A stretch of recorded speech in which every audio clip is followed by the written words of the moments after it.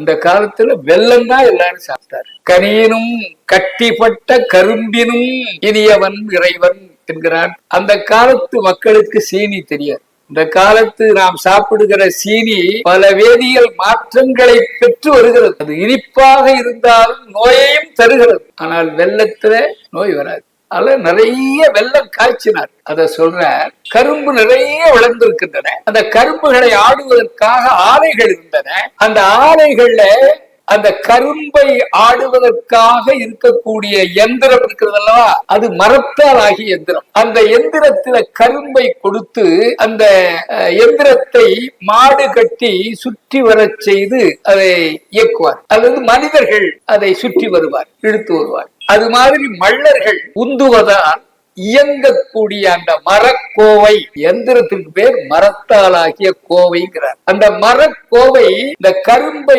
கொடுத்து அரைக்கிற பொழுது ஓசை எழுப்பும். சட சடன்னு ஓசை எழுப்பும். அந்த சட சட என்று எழுகிற ஓசை இடி ஓசை மாதிரி இருக்குதான்.